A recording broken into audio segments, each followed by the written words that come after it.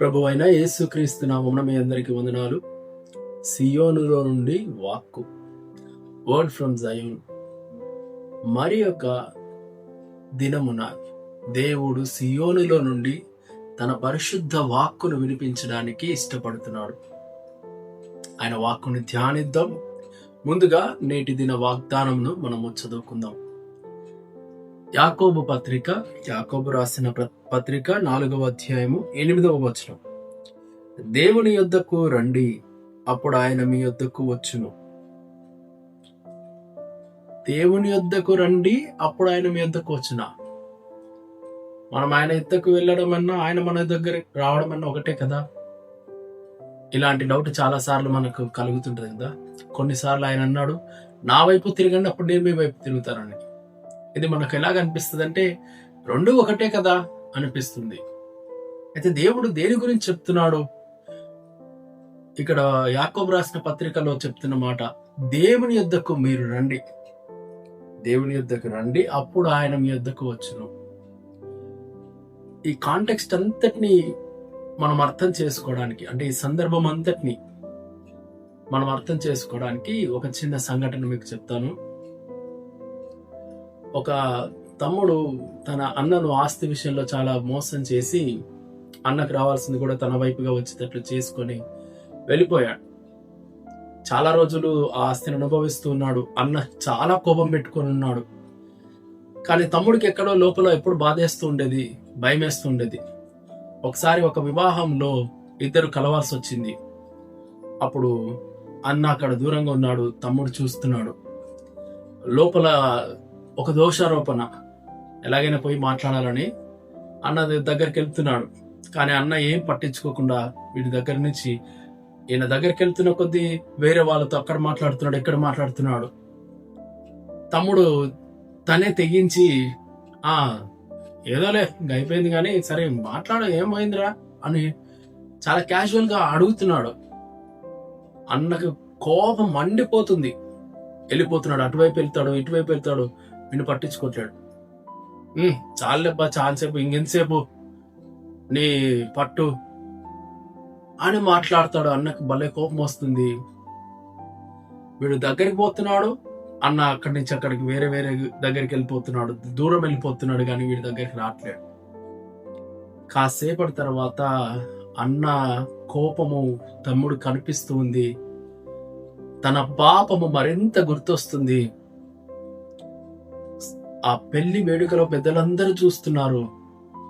సిగ్గు విడిచేసి తన అన్నతో తను గడిపిన రోజులు గుర్తొచ్చేసి ఒక్కసారిగా అందరిలో బోరుమని ఏడ్చేశాడు. అన్నా, నాకు తప్పైపోయిందన్నా, అన్నా నేను చేసిన తప్పే అన్నా, నాకు ఏ వస్తుందన్నా, నీతో నువ్వు ఇలా దూరంగా ఉంటుంటే నేను తట్టుకోలేకపోతున్నానా అని ఒక్కసారిగా తన భార్య, బిడ్డలు, పెళ్లికి ఎదిగిన బిడ్డలు ఉన్నారు, అందరి ముందు ఏడ్చేస్తున్నాడు.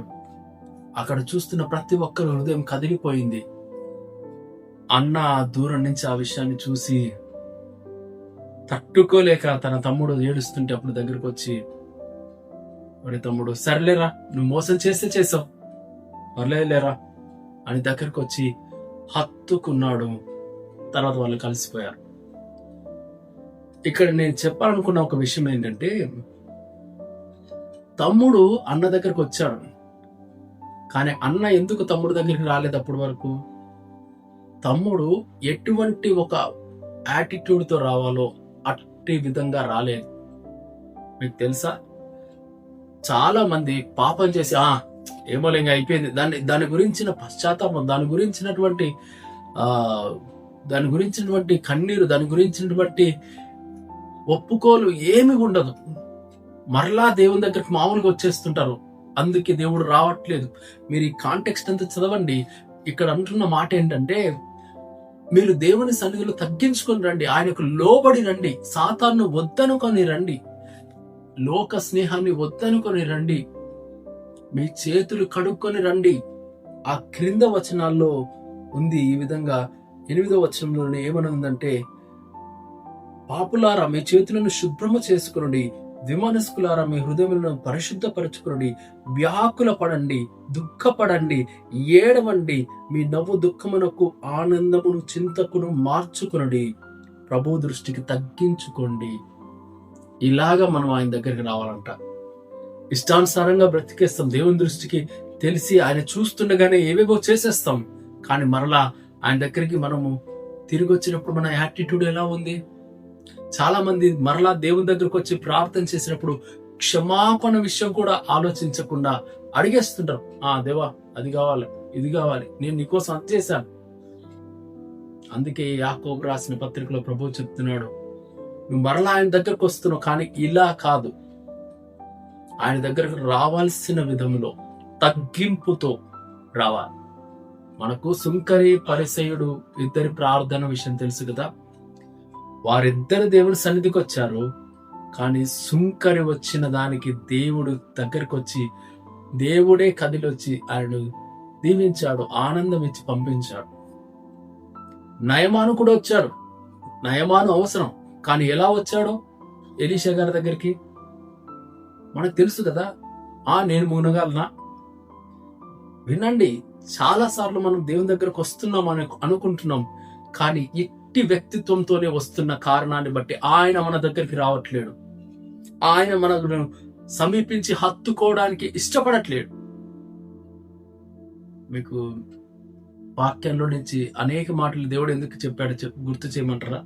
ఒకసారి అన్నాడు, విరిగి నలిగిన హృదయాన్ని నేను అలక్ష్యము చేయను, నిజముగా మొరపెట్టు వారికి నేను సమీపంగా ఉన్నా, వారికే దగ్గరగా ఉన్నా.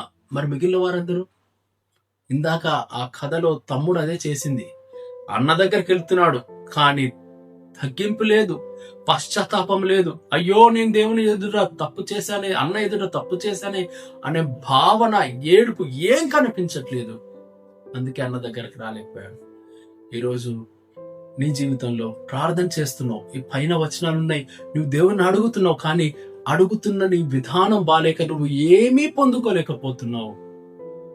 కాబట్టి అటువంటి వ్యక్తిత్వాన్ని వదిలేసి సృష్టికర్త అయిన దేవుడండి, ఆయనకు తెలుసు, ఆయన కళ్ళెదుట చేసాం. మన హృదయంలో దోషారోపణలు వస్తున్నాయి. మొదట వాటి విషయమై కన్నీరు కారుద్దాం, ఒప్పుకుందాం, ఏడుద్దాం, అవును దేవా అని తగ్గించుకుందాం. అలా మనం ఆయన ఎద్దకు వచ్చినప్పుడు ఆయన మన ఎద్దకు వస్తాడు.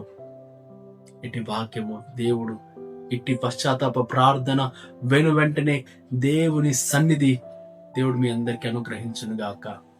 ప్రార్థన. స్తుతులకు పాత్రుడా యేసయ్య, దేవుని యొద్దకు రండి, అప్పుడు ఆయన మీ యొద్దకు వచ్చిన మీ మాట నుండి మాకు నేర్పిన ఈ శ్రేష్టమైన వాక్కులను జ్ఞాపకం చేసుకుంటూ సుంకరి వలె రావడానికి, నాయన తగ్గించుకున్న వ్యక్తి వలె, నిజముగా మొరపెట్టు వారి వలె మేము రావడానికి మాకు నేర్పించమని వేడుకుంటూ, ఆ తమ్ముని జీవితంలో అన్న ప్రేమను మరలా పొందుకోవడానికి కారణమైన ఆ తగ్గింపు పశ్చాత్తాపం మాకును దయచేయమని యేసునామమున ప్రార్థిస్తున్నాము తండ్రి, ఆమేన్.